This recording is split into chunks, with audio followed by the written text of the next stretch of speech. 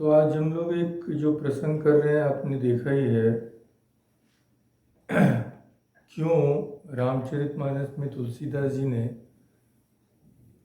गंगा की तुलना भक्ति से की है और सरस्वती नदी की तुलना ज्ञान से की है। एक ही वाक्य में उन्होंने ये किया है और इसकी व्याख्या अद्भुत है। श्रद्धेय श्री राम किंकर जी की अद्भुत प्रतिभा का हमें फिर परिचय मिलेगा। तो बिना विलंब करे शुरू करते हैं। हम लोग सीधा बालकांड में चले जाते हैं। बालकांड में तुलसीदास जी ने भूमिका के रूप में जो रामचरितमानस के बारे में लिखा है, तो रामचरितमानस के बारे में जब लिखते हैं तो पहले वे संतों के स्वभाव का वर्णन करते हैं, दुर्जनों के स्वभाव का वर्णन करते हैं ताकि हम समझ सकें। तो संत समाज का जब वे वर्णना करते हैं तो क्या कहते हैं? मुद मंगलमय संत समाजू, जो जग जंगम तीरथ राजू। राम भक्ति जह सुर सरि धारा, सरसई ब्रह्म विचार प्रचारा।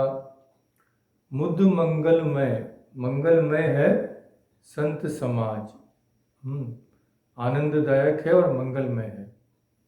जो जगत में चलता फिरता तीर्थराज है।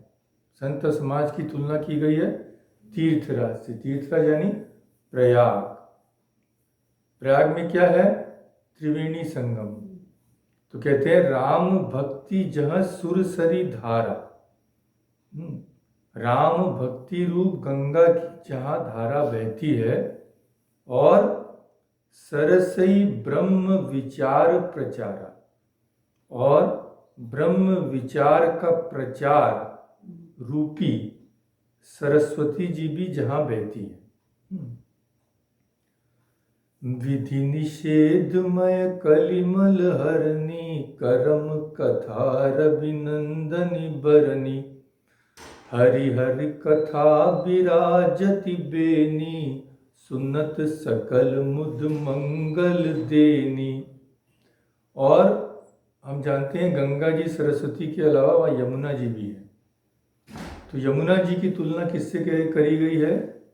विधि और निषेध, यह करो और यह मत करो रूपी कर्मों की कथा कलियुग के पापों को हरने वाली यमुना जी है।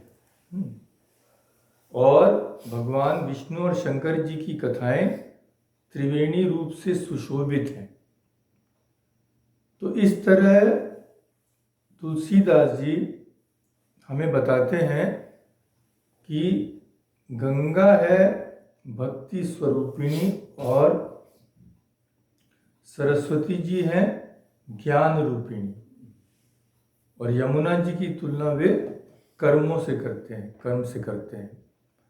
तो आइए इस छोटी सी पंक्ति की कितनी अद्भुत व्याख्या हमें मिलती है इन संतों द्वारा, कितनी अच्छी तरह से हमें इसका ज्ञान होता है।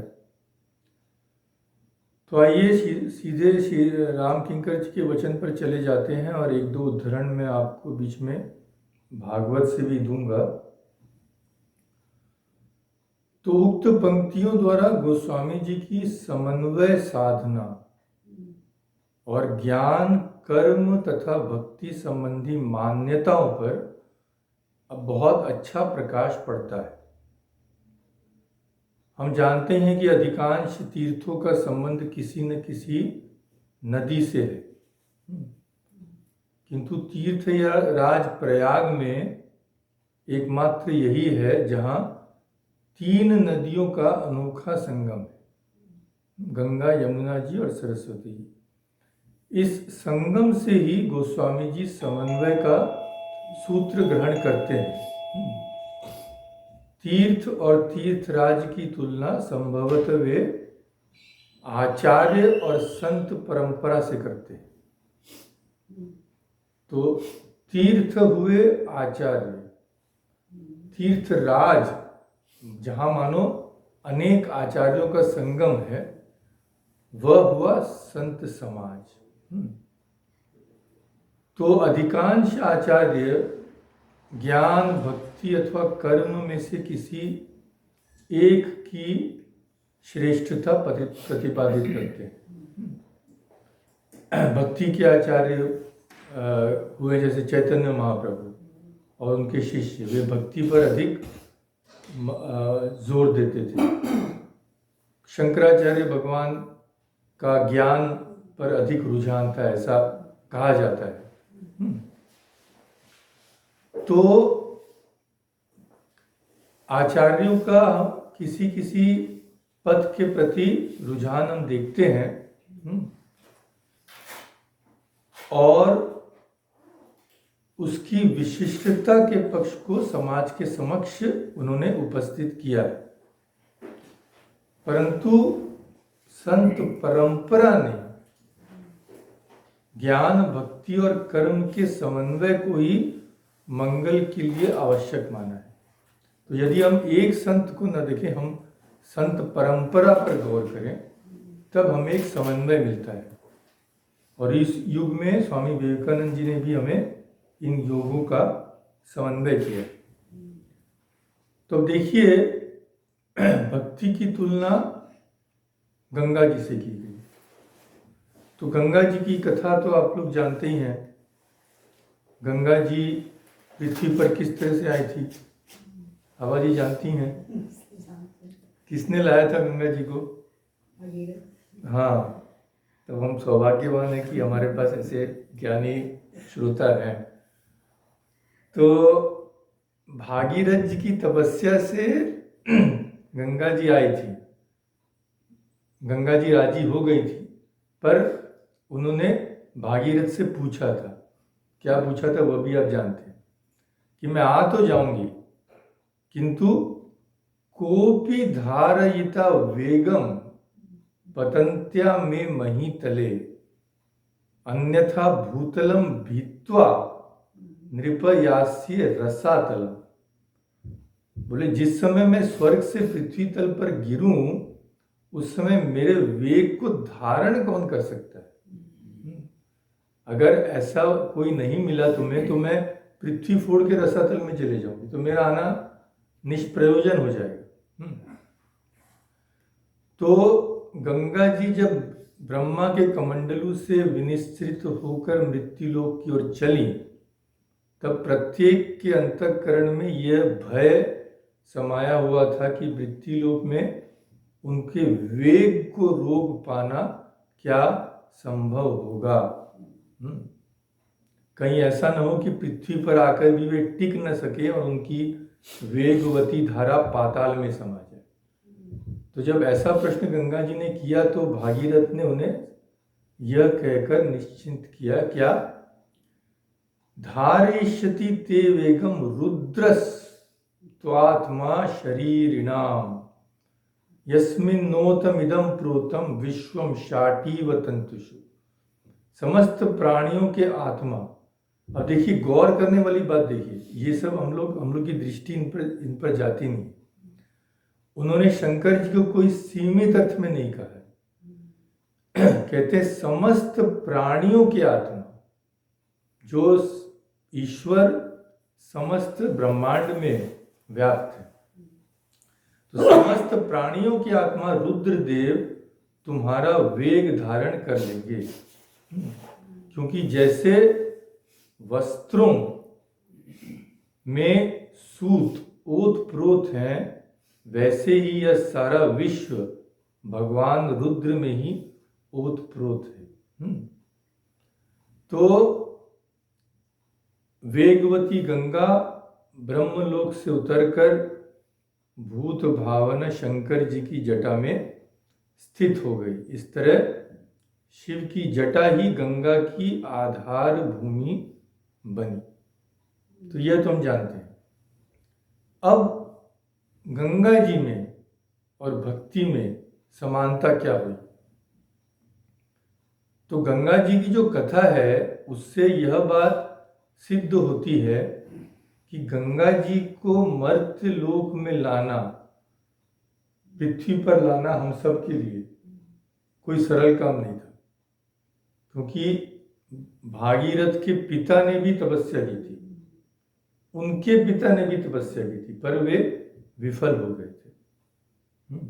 अंत में भागीरथ ही सफल हुए। तो बहुत ही कठोर तपस्या के प्रभाव से वो भी युग युगांतर तक गंगा जी को हम पा सके। तो बहुत तपस्या के फल से ही वे जीवों को उपलब्ध हुई हैं, यानी वे बहुत ही दुर्लभ है। और गंगा की भांति भक्ति की दुर्लभता भी शास्त्रों में वर्णित है। श्री रामकृष्ण खुद ही कहते हैं एक स्थान पर कि बंगला में कहते हैं कि भगवान मुक्ति देते कातिर नहीं, आमी मुक्ति देते कातर नहीं। मैं कातरता नहीं करता हूँ, यानी कंजूसी नहीं करता हूँ, मुक्ति देता हूँ मैं। मुक्ति तो काशी में जाने से, वहाँ पे अगर शरीर चला जाए तो मुक्त हो जाओगे, पर भक्ति में नहीं देता हूँ इतनी आसानी से। तो रामचरितमानस में भी भक्ति की दुर्लभता के समर्थन में अनेक पंक्तियां उपलब्ध है। तुलसीदास जी कहते हैं, सबते दुर्लभ, सबसे दुर्लभ, सबते दुर्लभ सो खगराया, राम भगति रत गत मद माया। जो मनुष्य राम भक्ति रत है और गत जिसके शरीर मन से मद माया यह सब निकल गए हैं, यह सबसे दुर्लभ इंसान है पृथ्वी पर। गीता में भी भगवान कहते हैं कि बहुनाम जन्मनामन्ते ज्ञानवान माम प्रपद्यते, वासुदेव सर्वमिति स महात्मा सुदुर्लभ। और यहाँ पे और भी दुर्लभ के आगे सु भी लगाते हैं, यानी बहुत ही दुर्लभ, कोई करोड़ों में एक शायद कोई हो। तो देखिए यह एक समानता है कि ज्ञान और भक्ति और गंगा जी दोनों ही दुर्लभ है। तो इस दुर्लभ भक्ति का साधारण जन के लिए सुलभ हो जाना असंभव सा प्रतीत होता है, या वैसे जैसे गंगा जी का सुलभ हो जाना हमारे लिए जैसे असंभव प्रतीत होता था, पर देखिए संभव हो गया, क्योंकि जब गंगा जी ब्रह्मलोक को छोड़कर आई तब हमारे लिए उनको पाना सुलभ हो गया। तो इसकी व्याख्या क्या करते हैं कि ब्रह्मा जी आई विज्ञान के ब्रह्मलोक को छोड़कर विश्वास रूपी शिव के जटाजूट में। हाँ, तो जब ज्ञान के लोक से विश्वास के लोक में आती हैं तब उन्हें पाना सरल हो जाता है। तो भक्ति के लिए केवल विज्ञान नहीं, विश्वास की आवश्यकता होती है। विश्वास अगर हो जाए, श्रद्धा अगर हो जाए तो भक्ति सुलभ हो जाती है।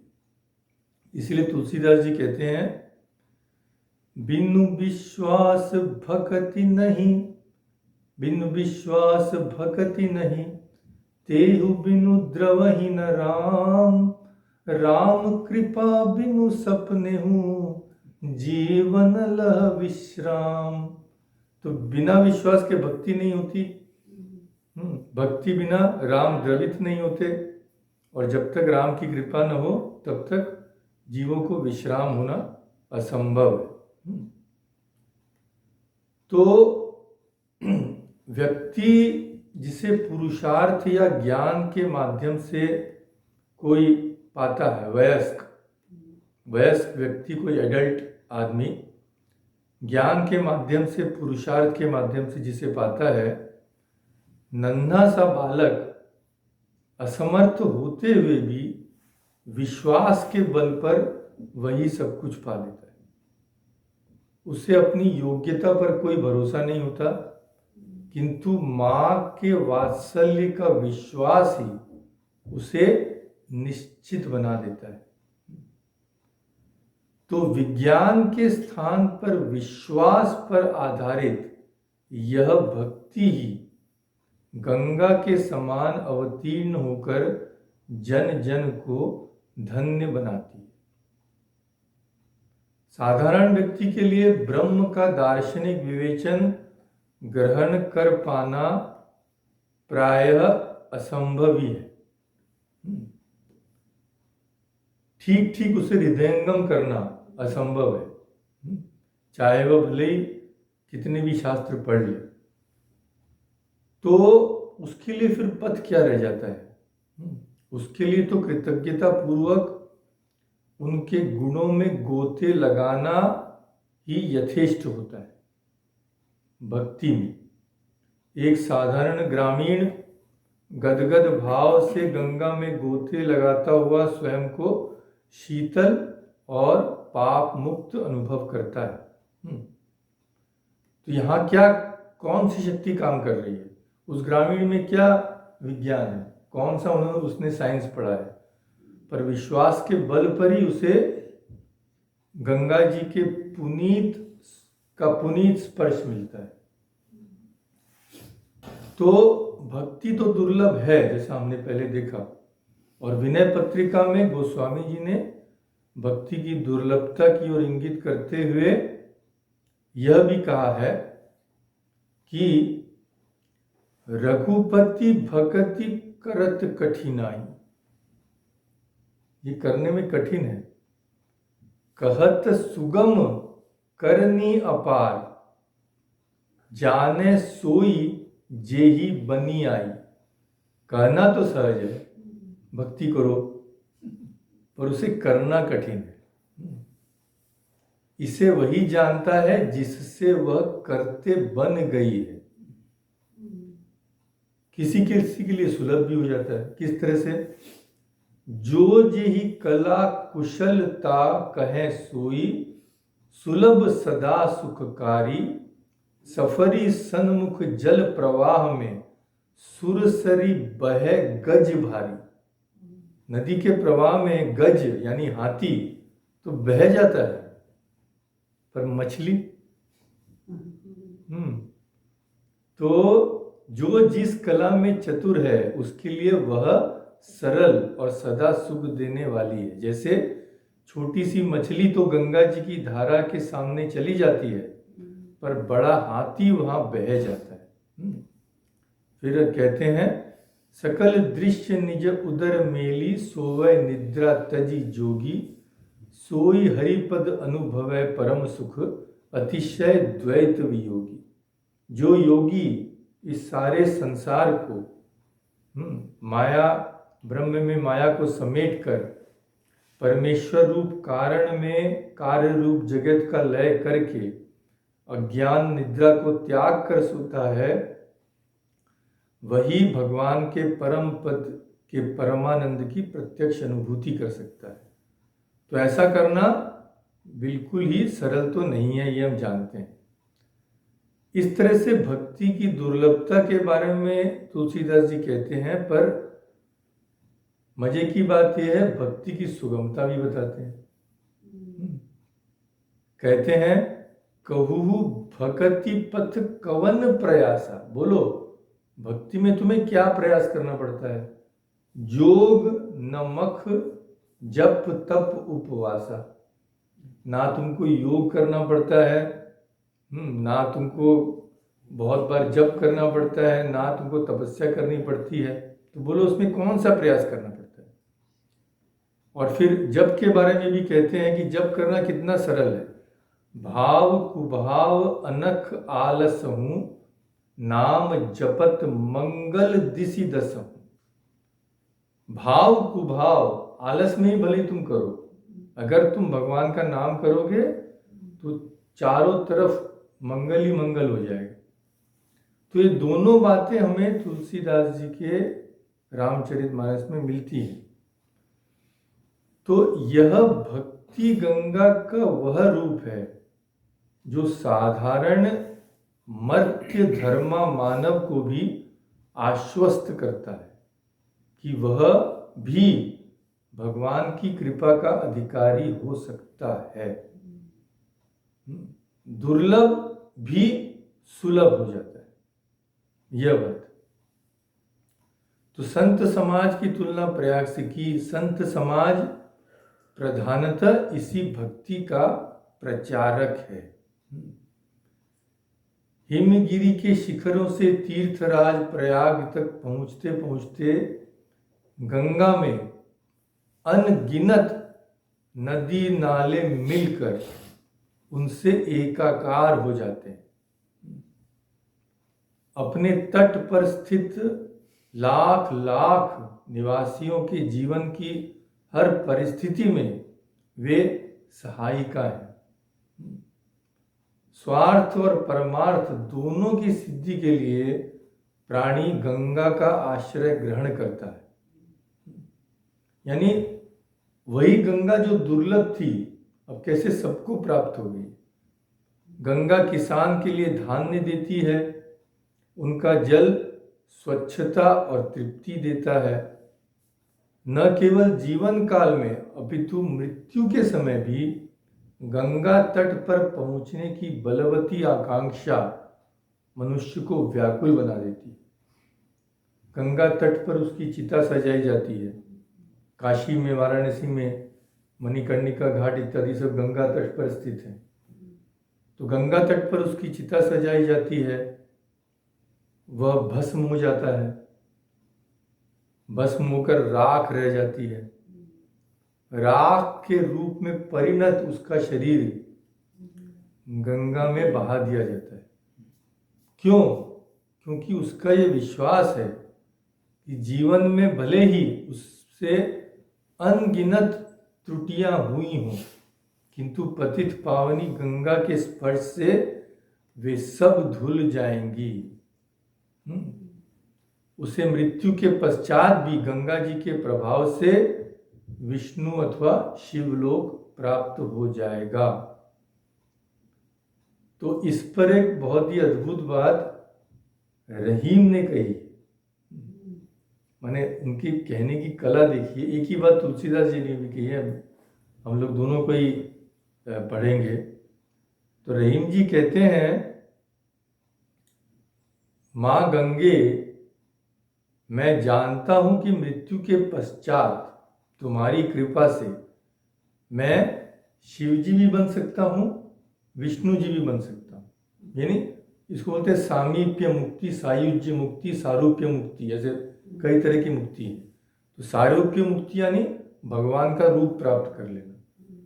तो कहते हैं गंगा जी आपकी कृपा से मैं शिव भी बन सकता हूँ, विष्णु भी बन सकता हूँ, पर मेरी प्रार्थना यही है कि मुझे शिव बनाना, विष्णु नहीं। क्यों? क्योंकि ऐसा कहा जाता है कि गंगा जी कहाँ से निकली?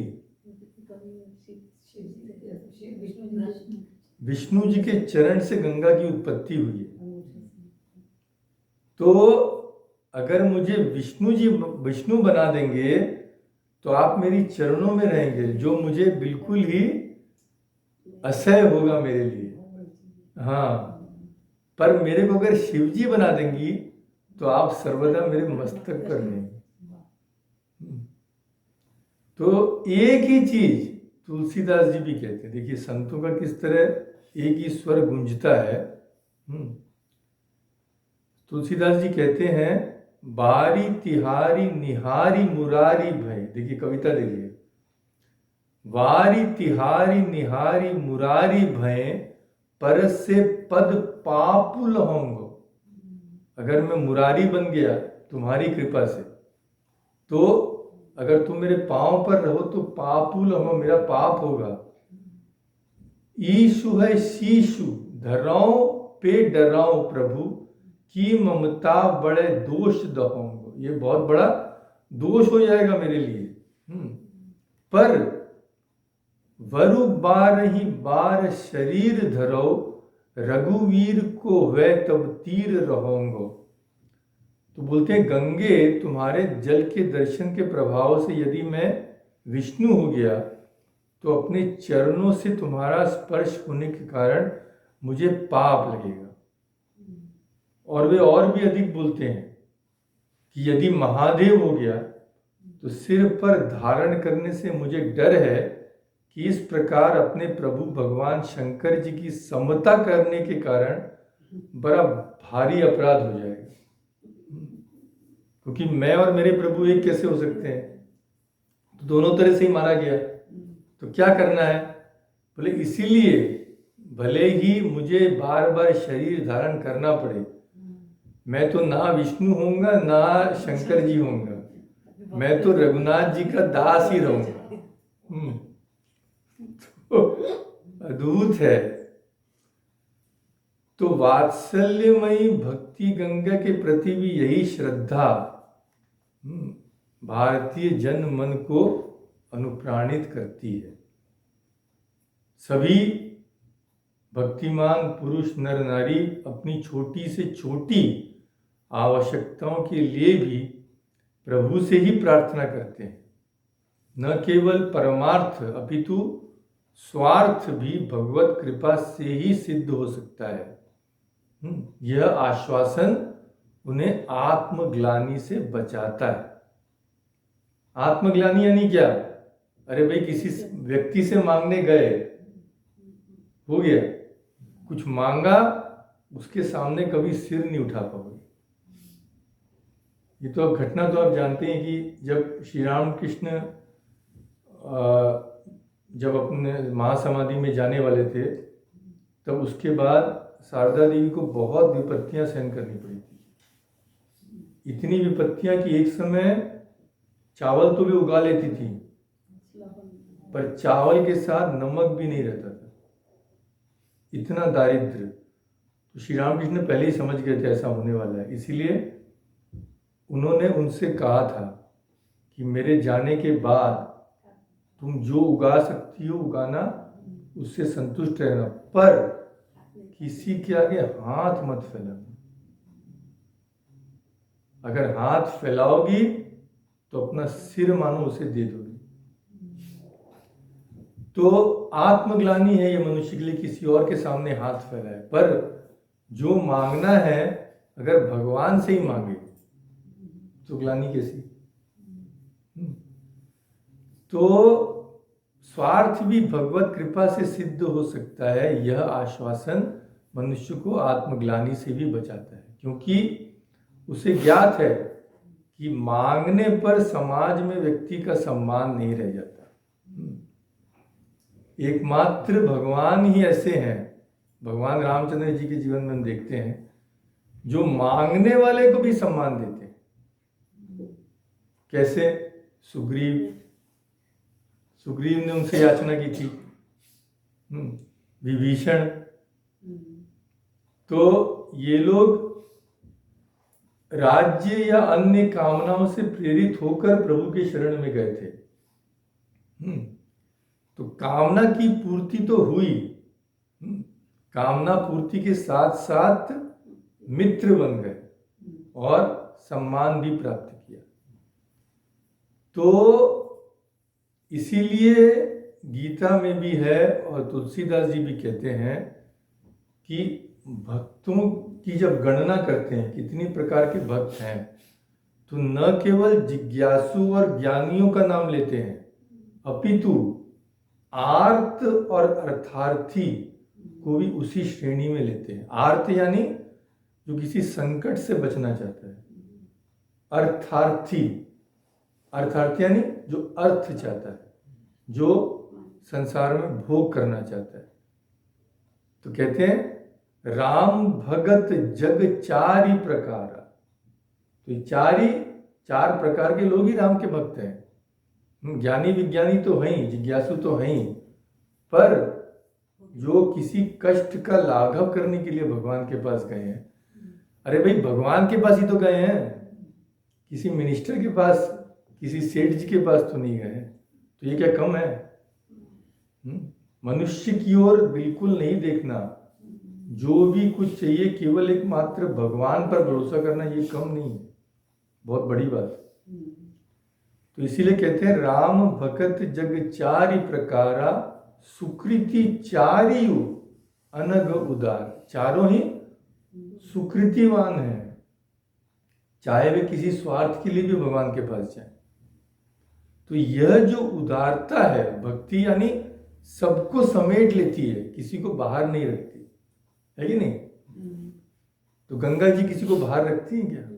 कोई भी आए, पापी तापी कुछ भी करके आए, उनके स्पर्श से शुद्ध हो जाएगा। तो भक्ति और गंगा जी की यह उदारता ही सब भक्तों को उनकी ओर आकृष्ट करती है। तो देखिए, एक छोटी सी बात तुलसीदास जी की, उसकी कितनी सुंदर व्याख्या की, अद्भुत। अब अगले अंश पर जाते हैं कि पहले तो हमने पढ़ा राम भक्ति जहाँ सुर सरी धारा, उसके बाद सरसई ब्रह्म विचार प्रचारा। ब्रह्म विचार का प्रचार सरस्वती जी। तो हम समझ ही सकते हैं कि जैसे ही ब्रह्म की बात आई, वहां ज्ञान की बात आ गई। तो ब्रह्म विचार यानी ज्ञान का मार्ग, वह क्या है? उसका प्रतीक कौन सी नदी है? सरस्वती जी। अब देखिए उनकी अद्भुत व्याख्या देखिए।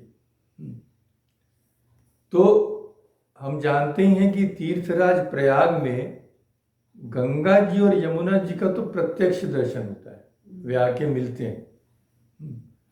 किंतु पुराण तृतीय नदी की उपस्थिति की भी वर्णना करते हैं। वे कहते हैं जो तुम्हें दिख रहा है वही सब नहीं है, और भी कुछ है। क्या है? वह है सरस्वती। अब देखिए इसकी व्याख्या जो करते हैं रामकिंकर जी, कहते हैं जो दृष्टिगोचर है उसकी सत्ता को स्वीकार कर लेना ही आस्तिकता नहीं है। ये एक वाक्य में उन्होंने बहुत कुछ कहा है। दृष्टिगोचर हमें क्या है? दृष्टिगोचर संसार, संसार के पदार्थ हैं। तो उसकी सत्ता को तो हम अस्वीकार कर ही नहीं सकते, तो हम जानते ही है। पर केवल संसार के अस्तित्व को स्वीकार कर लेना आस्तिकता नहीं। आस्तिक किसे कहते हैं? जो भगवान पर विश्वास करे।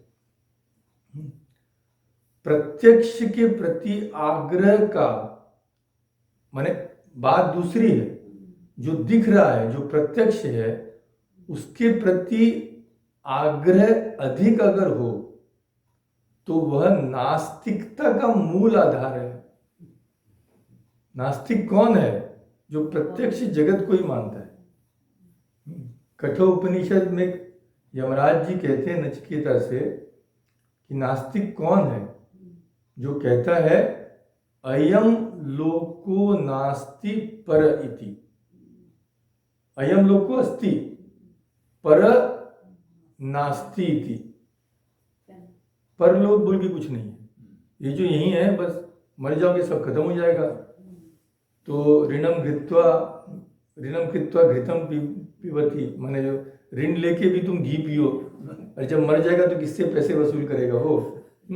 तो मौज करो, लोन लो, जो करना है करो। तो यह जो दृष्टि है, ये नास्तिकता का मूल आधार है। दो वाक्यों में कितनी बड़ी बात इन्होंने कह दी कि प्रत्यक्ष के प्रति आग्रह का अतिरेक ही नास्तिकता का मूल आधार है। इसीलिए हम लोग ये नहीं समझे कि जो दिख रहा है उसका अस्तित्व मान लिए तो भगवान के भक्त हो गए ना। भगवान के भक्त कब होंगे? जब दृष्टि गोचर न होने वाले ईश्वर पर हमारा विश्वास होगा। आस्तिक के लिए सर्वाधिक महत्व उसका ही है जो दिखाई नहीं देता, किंतु जिसके प्रकाश में समस्त विश्व प्रपंच दिखाई देता है। क्या बात, कैसा किस तरह से उन्होंने हमें समझाया है। तो ज्ञान का जो प्रतिपाद्य है वह भी अदृष्ट है, निर्गुण निराकार ब्रह्म है। अमूर्त ब्रह्म के निरूपण का सर्वश्रेष्ठ प्रतीक सरस्वती जी ही हैं। क्यों? क्योंकि वे स्वयं भी अमूर्त हैं, अदृश्य हैं। एब्स्ट्रूस बोलते हैं ना अंग्रेजी में, एब्स्ट्रूस कॉन्सेप्ट, जिसे हम देख नहीं सकते। सुख दुख को क्या हम देख सकते हैं? तो ब्रह्म को भी हम देख नहीं सकते। तो ब्रह्म का सबसे अच्छा प्रतीक वह होगा जो हमारे दृष्टिगोचर नहीं होता है, यानी सरस्वती जी। भक्ति का मुख्य आधार है सगुण साकार ब्रह्म। सगुण है, उसमें गुण भी है, उसके रूप भी है। जो भक्त है वो क्या बोलेगा? हे निर्गुण ब्रह्म मेरे पर कृपा करो। निर्गुण ब्रह्म तो वहां पे कृपा का कोई अवकाश ही नहीं है। वो तो किसी साकार भगवान से ही प्रार्थना करेगा, हे भगवान विष्णु, हे भगवान शंकर, हे दुर्गा माई, मुझ पर कृपा करो। तो भक्ति का मुख्य आधार क्या हुआ? भक्ति का मुख्य आधार हुआ सगुण साकार ब्रह्म का रूप। अतः उसके निर्वचन के लिए गंगा का आश्रय भी स्वाभाविक है। तो गंगा और सरस्वती का यह संगम प्रयाग में निर्गुण और सगुण के एकत्व की ओर इंगित करता है कि जो निर्गुण है वही सगुण है। बस देखने, हम किस तरह से देखें उस पर निर्भर है। तो ज्ञान तो पवित्र है ही, ये तो हम सभी जानते हैं। गीता में भी एक श्लोक है कि ज्ञान से अधिक पवित्र करने वाला कुछ भी नहीं है। वो श्लोक मुझे भी याद नहीं आ रहा है। तो ज्ञान की पवित्रता के साथ साथ उसकी गुह्यता का परिचय भी इस प्रतीक के द्वारा प्राप्त होता है। ज्ञान दुर्लभ है, भक्ति के समान उसमें सुलभता का तत्व नहीं है।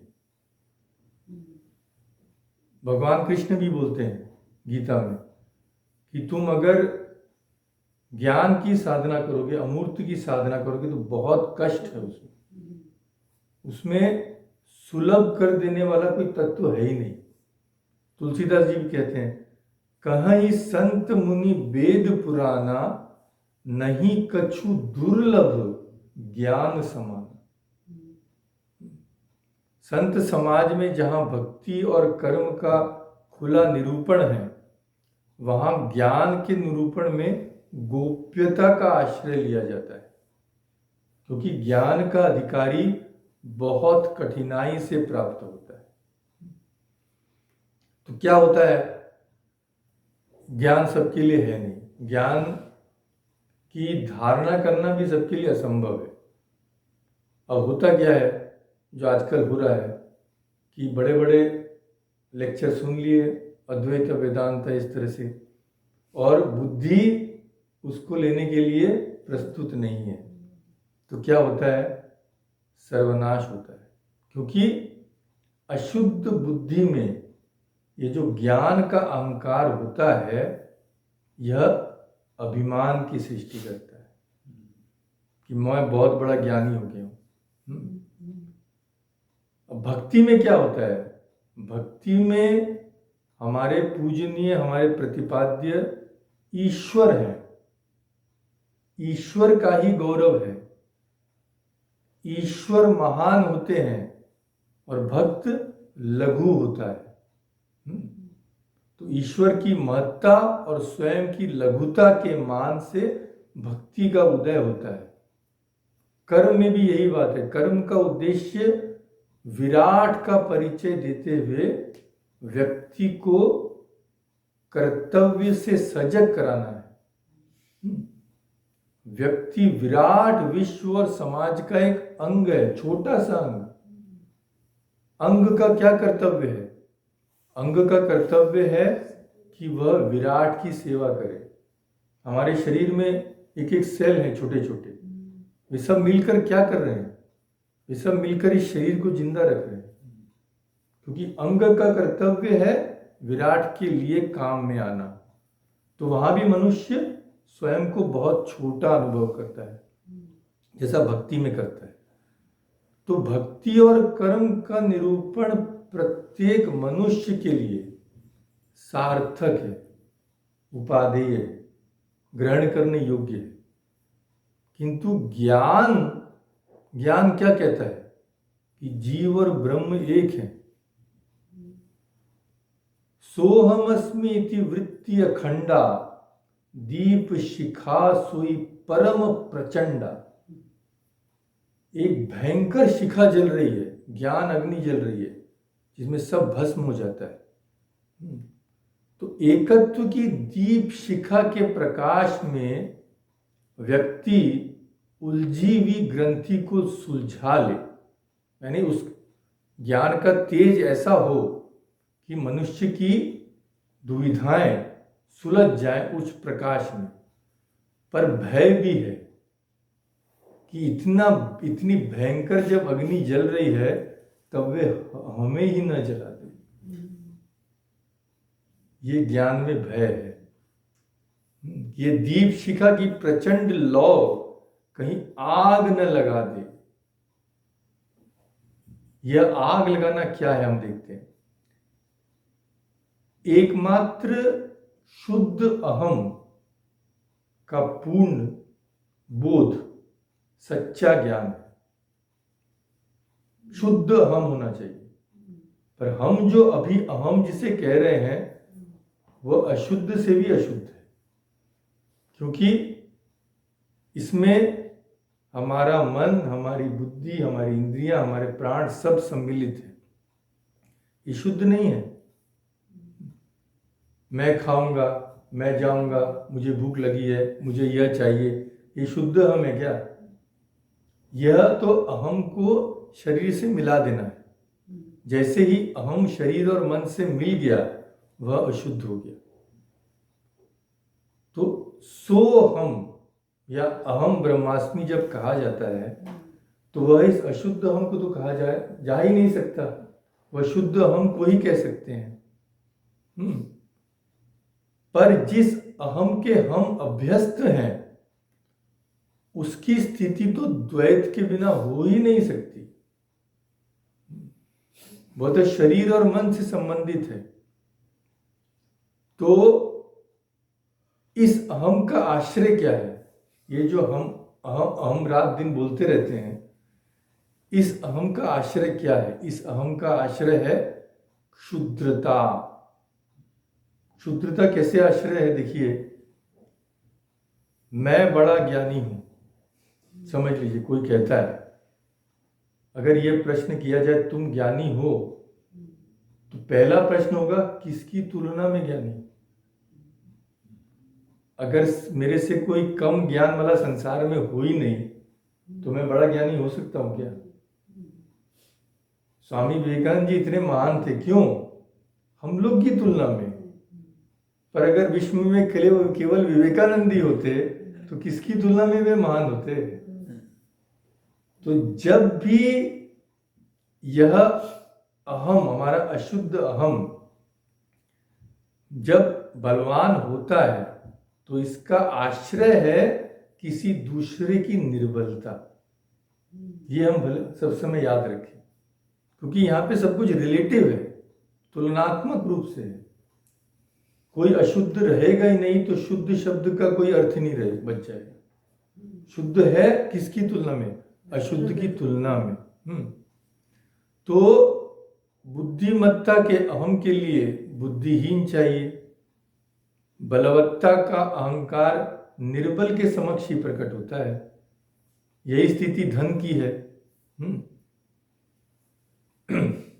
तो ज्ञान की मुख्य समस्या यही है कि शुद्ध अहम के स्थान पर व्यक्ति ज्ञानी होने का परिच्छिन्न अभिमान पाल लेता है।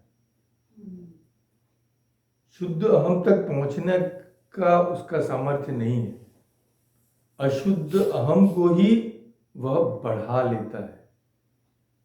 ऐसा ही होता है अधिकतर जब इसके लिए जो योग्य नहीं है वे इस ज्ञान का अनुशीलन करने जाते हैं। तो एक और जहां ज्ञान की परिभाषा ही परिच्छिन्नता के अभिमान का अभाव है। ज्ञान की परिभाषा क्या है कि परिच्छिन्न, देयर इज नो लिमिटेडनेस, परिच्छिन्नता का पूरा अभाव हो गया है, सर्वत्र तुम ही हो गए हो। यह ज्ञान की परिभाषा है।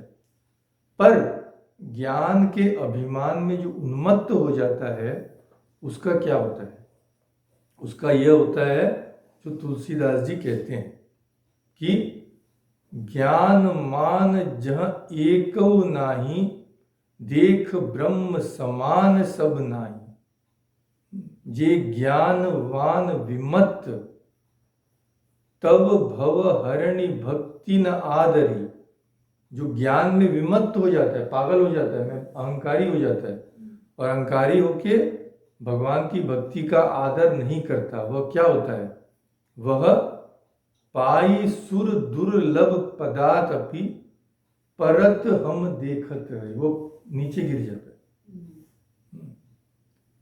तो अब देखिए कि कितनी अद्भुत तरीके से इसे कहते हैं। सुरा हम जानते हैं क्या होता है। सुरा क्या होता है?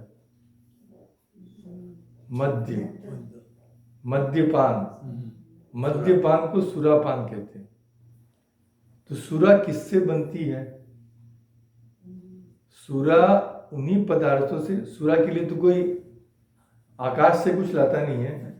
सुरा बनाने के लिए, शराब बनाने के लिए उन्हीं पदार्थों का से प्रयोग किया जाता है जिन्हें हम खाते हैं। अंगूर सात्विक फल है, व्रत उपवास में भी अंगूर खा सकते हैं। पर वही अंगूर जब विकृत हो जाता है तब सुरा का रूप ग्रहण कर लेता है। अंगूर का सेवन करते हुए व्यक्ति को स्वयं में कोई परिवर्तन का अनुभव नहीं होता। अंगूर खाने के पहले जैसे थे वैसे ही अभी है, दिमाग अभी भी ठीक है। परंतु सुरा के रूप में जब उसका सेवन करते हैं तो व्यक्ति खुद को न जाने क्या समझने लगता है। एक ही चीज है, सारी वास्तविकता को भूल जाता है सुरापान कर कर, और व्यक्ति एक कल्पित सृष्टि में पहुंच जाता है। फिर जो पी पा लेता है वो तो किसी को समझता ही नहीं है। जाके किसी पुलिस को भी गाली दे दिया, फिर पड़ते हैं डंडे। तो दरिद्र होकर भी समझ लीजिए कोई हाथी में ऊपर जा रहा है, वो सुरापान पिए हुए है, वो नीचे खड़ा है, तो जो हाथी पर जा रहा है राजा, उसका भी अपमान कर दिया है। तो उसको कोई होश नहीं रहता है। यही होता है जब ज्ञान का मनुष्य को अभिमान हो जाता है। ब्रह्म आत्मय के बोध के रूप में जो सच्चा ज्ञान है, जिस तरह से सच्चा अंगूर खाए, शुद्ध अंगूर खाए, हमें कोई परिवर्तन नहीं होगा।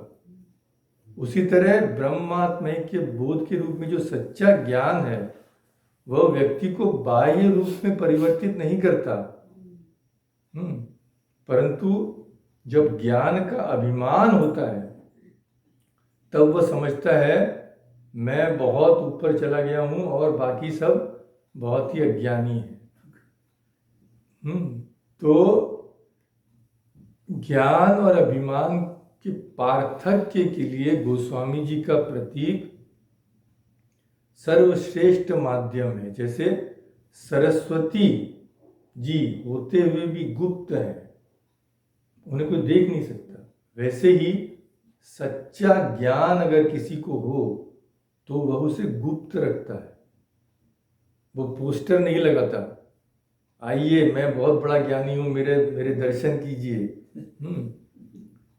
तो जहां भी ज्ञान का प्रदर्शन हो रहा है, जहां ज्ञान के प्रदर्शन की प्रवृत्ति है, वहां ज्ञान नहीं, वहां तो अभिमान है। मैं जब देखता हूँ एक पत्रिका यूएसए में छपती है, मैं नाम नहीं बता रहा हूँ, तो उसमें विज्ञापन आते हैं, महान योगी इस समय रहेंगे, आइए दीक्षा लीजिए, जीवन सार्थक कीजिए, महान योगिनी। और वो तो जानते हैं कि आइए तो बटुआ साथ में लेके आइएगा, ये तो कहने की बात ही नहीं।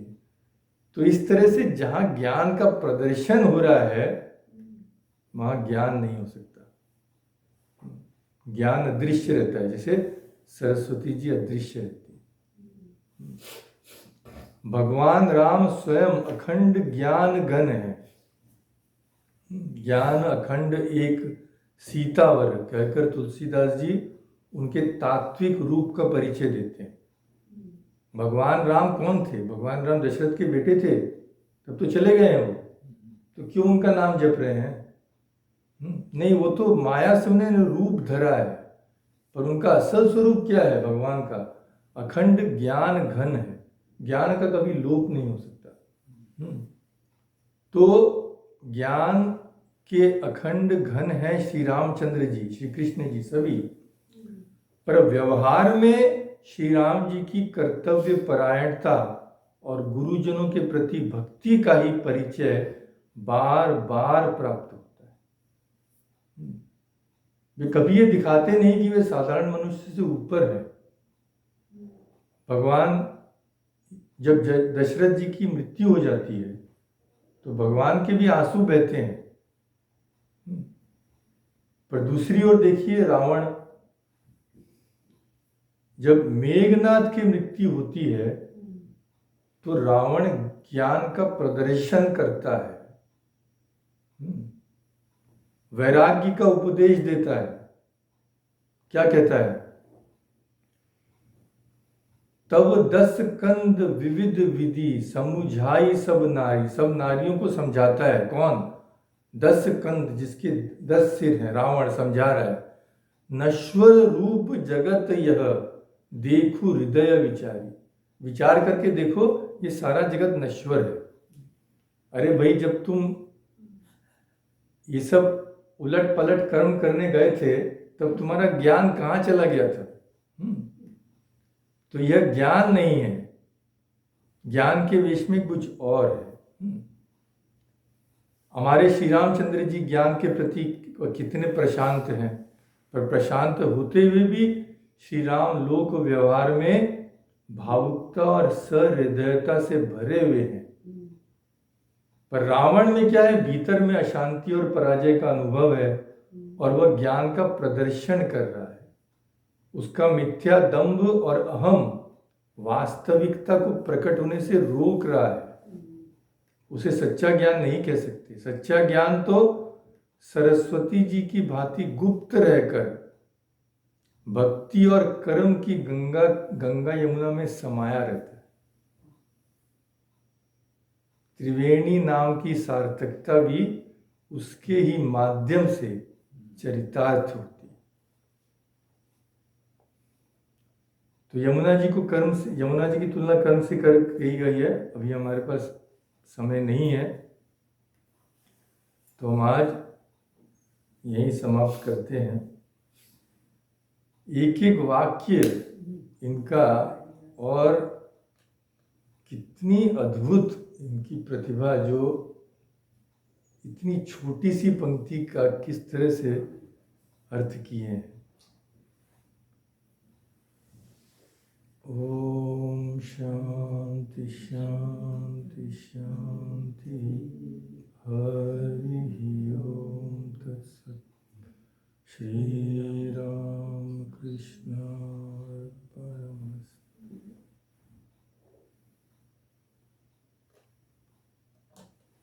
तो आज मौसम खराब होने से या जो भी कारण से ज़्यादा अधिकांश लोग ऑनलाइन ही बैठे हुए हैं। ऑनलाइन नहीं हो गया हमारे लिए तो अभिशाप हो गया ये। तो अनम्यूट कर रहा हूँ मैं जया जी।